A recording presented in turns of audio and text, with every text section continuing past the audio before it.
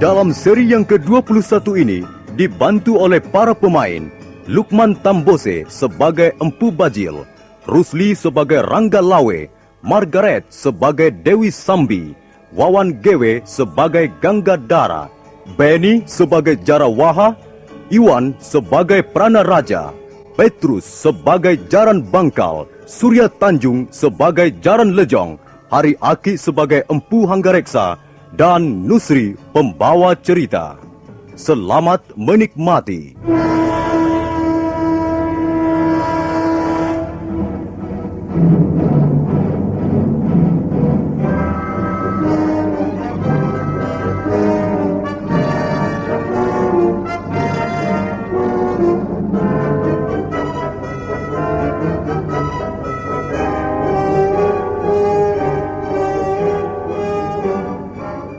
Wanita berparas cantik itu masih tertawa, dan mereka yang berkumpul di halaman hanya melihat sambil bertanya-tanya dalam hati apa maksudnya.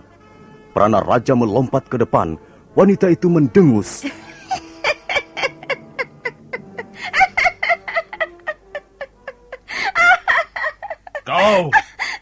Kau pun seperti pernah kuliah. Ya, di tempat yang sama. Waktu itu aku hampir saja memotong lengan dua perampok itu. Kau dan teman laki-lakimu datang dan membawa mereka pergi. Kau sudah lupa siapa namaku, Tuan Prajurit? Aku ingat, Tuan. Sebelum pergi, mereka menyebutkan nama mereka terlebih dahulu. Dewi Sambi. Bukankah benar namamu itu? Iya, benar. Kau prajurit yang baik. Lalu mengapa kau ikut campur urusan kami lagi? Jaran Bangkal dan Jaran Lecong sudah menjadi orang-orangku. Setiap persoalan yang menyangkut diri mereka, aku tidak akan berpangku tangan. Aku pasti ikut campur. Apakah kau bermaksud membela anak buahmu yang telah membuat kesalahan? Mereka membuat kesalahan? Kesalahan apa? Mereka telah menghina kami, prajurit-prajurit Singasari. Apa benar begitu? Biarlah, aku akan tanyakan pada yang bersangkutan. Apa yang telah kau katakan pada mereka sehingga mereka merasa terhina, Jaran Bangkal? Oh, saya tidak mengatakan apa-apa, Tuanku Putri Sambi. Adik Jaran Lejong yang telah bertengkar dengan orang itu. Kau telah berkata apa, Jaran Lejong? Saya hanya berkata bahwa prajurit Singasari berpakaian bagus. Tapi kalau misalnya saya disuruh menjadi prajurit, saya tidak akan mau. Mengapa tidak mau? Soalnya saya tidak berbakat menjadi prajurit. Apalagi prajurit Singasari sekarang ini. Saya tidak tertarik sama sekali. Saya katakan, lebih baik saya menjadi seorang pedagang makanan. Nah, itu berarti kau menghina kami, prajurit-prajurit Singasari. Tidak. Kurasa dia tidak bisa dikatakan menghina. Kalian saja yang sudah tersinggung mudah terhina. Jelas, dia sudah menghina kami. Dia katakan lebih baik menjadi pedagang makanan daripada menjadi prajurit Singasari. Ya. Prajurit Singasari hanya mentereng pakaiannya. Tapi isinya kosong pelompong. Buktinya, kalian tidak bisa berbuat banyak menghadapi kami berdua. Kalian hanyalah prajurit pajangan. Gentong nasi yang hanya menghabiskan kekayaan negara. Kurang ajar kau. Tunggu. Kau tidak usah terburu nafsu menunjukkan ketajaman mata pedangmu. Minggir kau perempuan. Jangan berdiri di hadapanku. Aku tidak ingin melihat kalian menyakiti anak buahku. Kalau masih ada yang nekat, aku akan mengambil tindakan demi keadilan. Jangan banyak mulut. Minggir. Atau ujung pedangku ini akan mencoreng-moreng wajahmu dengan darah. Ya!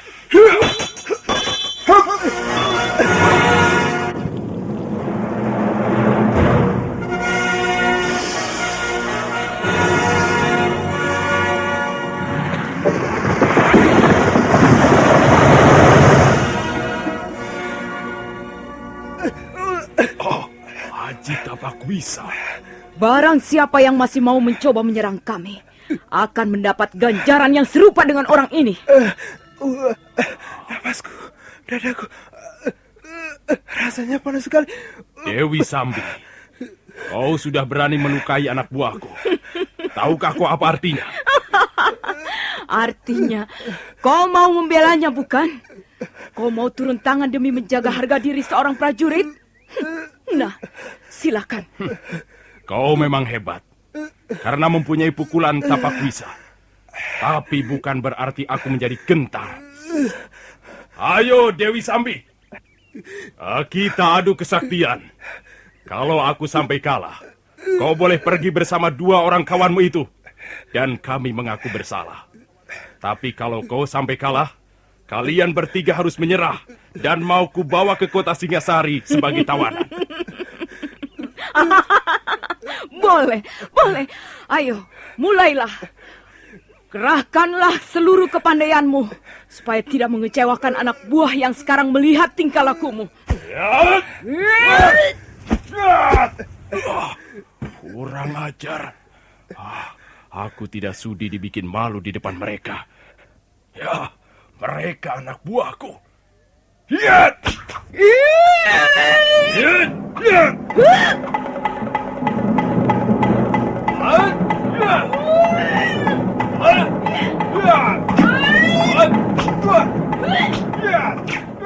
Angin pedang Prana Raja bersuitan membabat kiri kanan. Prajurit-prajurit yang melihat menjadi bangga mempunyai seorang panglima muda seperti Prana Raja. Tapi mereka heran sekali. Sudah lebih dari 10 jurus Prana Raja menyerang. Lawannya kelihatan belum ada tanda-tanda bisa dikalahkan. Bahkan keadaan menjadi berbalik manakala wanita berwajah cantik itu mulai membuka serangan dengan jurus-jurus andalannya. Kedua belah tangannya terjulur ke depan dan telapak tangannya mengembang.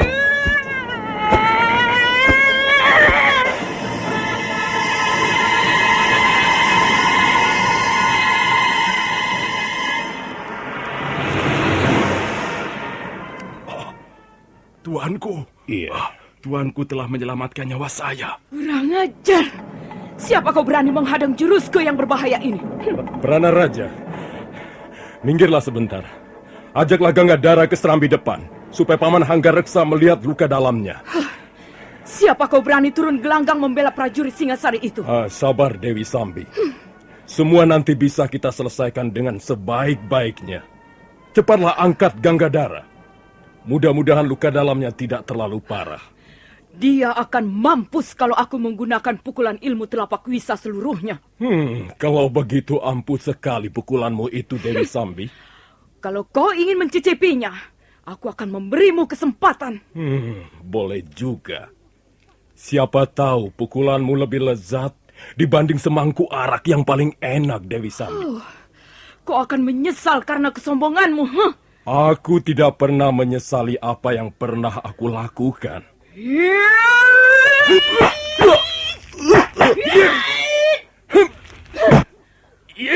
Bagus. Agaknya kali ini aku mendapat lawan yang seimbang. Awas, berhati-hatilah. Sekarang kau tak bakalan bisa lolos dari jurus berantaiku ini.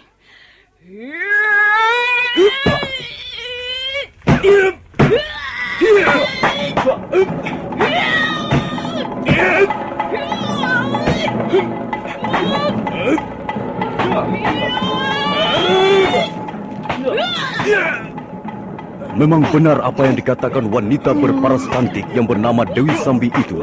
Laki-laki tegap perkasa yang kini menjadi lawan tandingnya tak lain adalah Rangga Lawe sendiri, mampu mengimbangi permainan jurus-jurus mautnya. Sementara itu di pihak Rangga Lawe tidak kurang herannya. Sekalipun seorang wanita, kemampuan Dewi Sambi tak boleh dianggap enteng. Apalagi pukulan Aji Tapak Wisa yang mengandung racun. Kalau sampai dia lengah, bisa roboh menjadi korban pukulan maut itu. Karena itu, Rangga Lawe terpaksa menggunakan tenaga dalamnya untuk menahan arus pukulan yang terasa semakin panas dan berbahaya.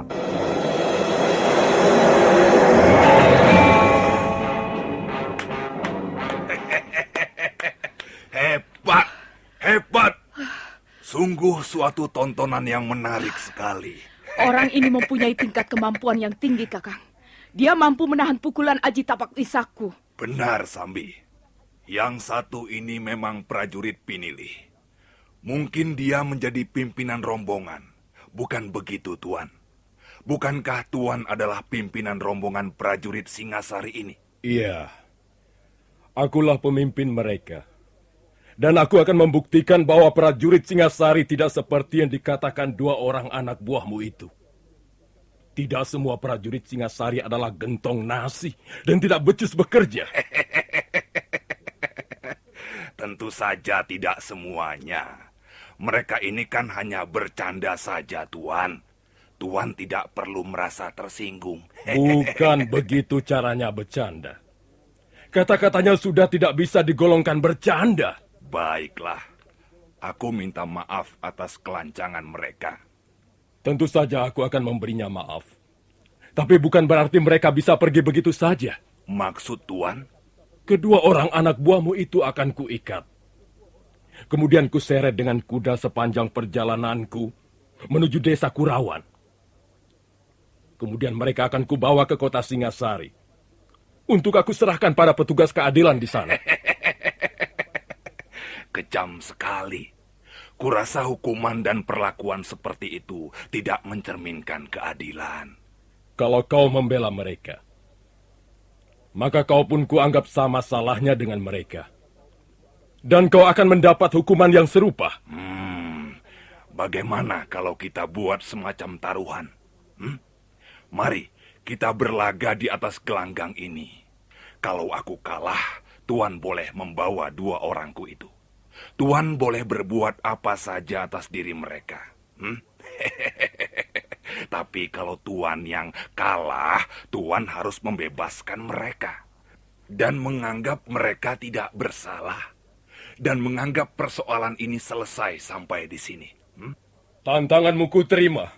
Tapi aku menghendaki taruhan yang lebih besar. Taruhan apa itu? Kalau kau kalah, kau dan kawan-kawanmu itu harus mati di tanganku. Kakang Bajil, orang ini menantangmu perang tanding sampai mati. Akan kulayani. Baiklah, lalu apa yang Tuan pertaruhkan? Kalau kau dapat mengalahkan aku, maka aku akan meletakkan jabatanku sebagai Panglima Perang Kerajaan Singasari sebelum kuserahkan nyawaku padamu.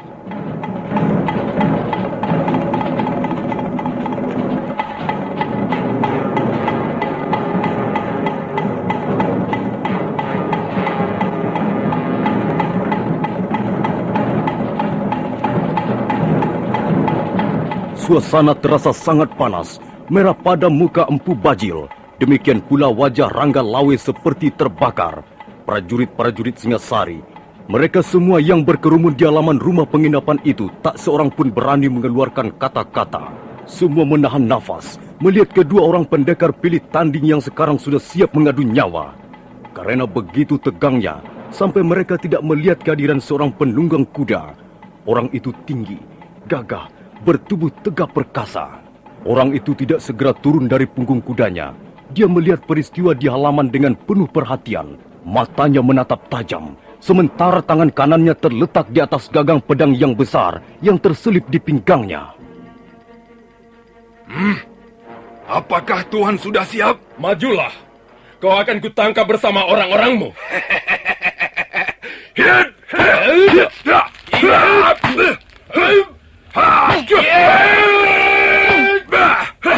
Babo-babo. Tenagamu seperti tenaga dua ekor banteng jantan ditumpuk menjadi satu. Nah, terimalah seranganku yang kedua ini.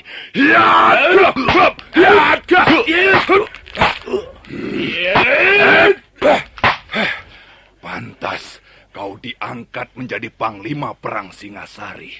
Tidak percuma kau memperoleh jabatan itu. Tapi aku tidak akan berhenti sampai di sini. Sambi, lemparkan tongkatku. Terimalah, Kakang.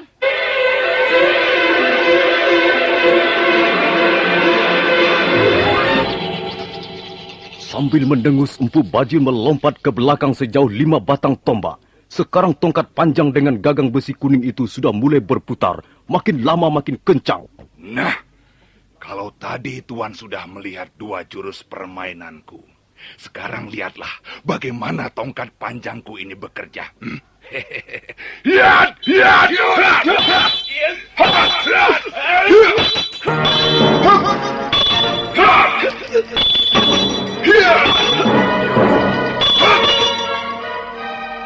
panjang Pu Bajil berputar bagaikan kitiran menyambar kiri kanan.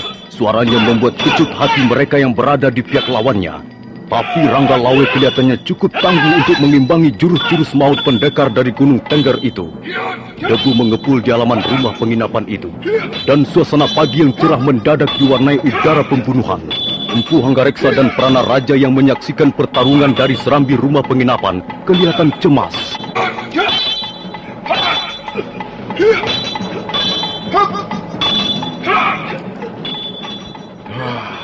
Luar biasa permainan tongkatnya. Hati saya menjadi was-was juga, Tuan Pranaraja. Jangan cemas, Tuan Hanggareksa. Gusti Ranggalawe bukanlah seorang pendekar sembarangan. Di Istana Singasari, beliau tergolong pendekar kelas 1. Barangkali hanya Gusti Lembu Sora yang pantas disejajarkan dengan beliau. Wah, hati saya agak tenang mendengar penjelasan Tuan. Tapi saya masih belum bisa melihat kenyataan ini. Bahwa ada seorang bertubuh cebol yang nampaknya bisa diangkat dan dilemparkan ke sana kemari dengan mudah. Tapi nyatanya, pendekar seperti Gusti Ranggalawe bisa dibuat kerepotan.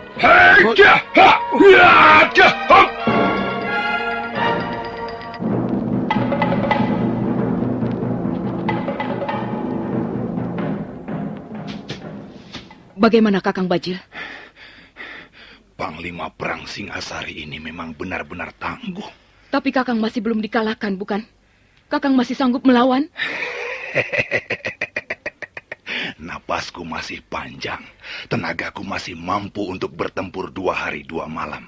Jangan khawatir, Sambi. Kalaupun aku tidak bisa mengalahkan orang ini, dia pun juga tidak bisa mengalahkan aku. Bagaimana, Tuan? Apakah masih akan kita teruskan tontonan mengasihkan ini? Bajil, aku bukan sedang membuat tontonan di halaman rumah penginapan ini. Aku akan menangkapmu dan orang-orangmu itu. Rupanya Tuan mempunyai pendirian kokoh seperti sebongkah batu karang. Baiklah, kalau memang demikian, aku terpaksa menggunakan jurus andalan. Sebab kalau hanya dengan cara seperti ini, aku kira kita bisa bertempur sampai besok lusa, dan tak akan ada yang keluar sebagai pemenangnya. Pegang tongkatku ini, Sambi. Dewi Sambi menyambar tongkat Empu Bajil, kemudian melompat mundur. Sementara Empu Bajil berdiri tegak sambil meletakkan telapak tangannya di atas dada.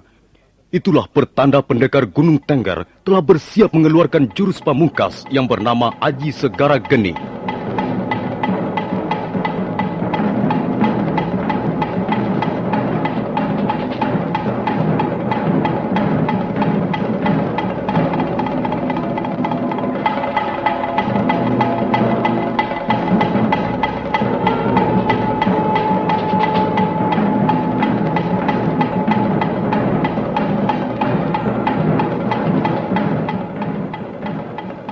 Empu Bajil sambil tetap menyilangkan tangan di depan dada, mulai menyedot nafas berlahan-lahan.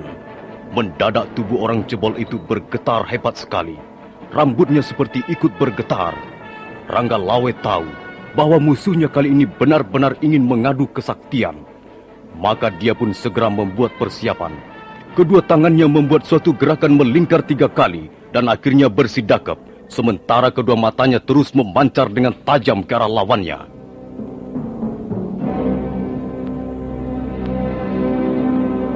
Heijah, hip! Aji Segara Geni, lihat!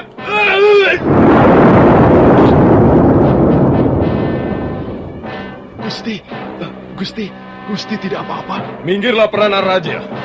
Hei Bajil, kalau kau benar-benar mau mengadu kesaktian dengan Rangga Lawe, ayo, kerahkan seluruh ilmu yang kau miliki. Tapi kau pasti akan binasa di tanganku.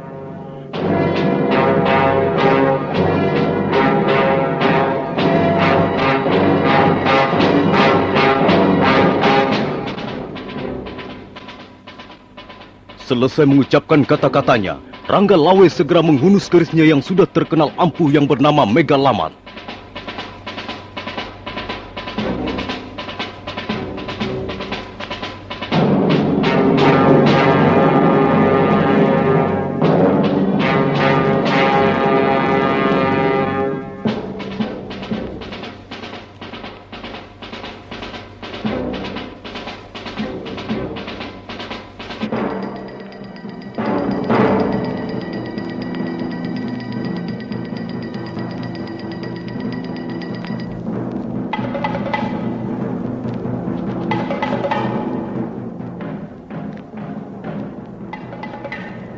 Setelah menghunus keris Megalamat, mendadak penampilan Rangga Lawe berubah.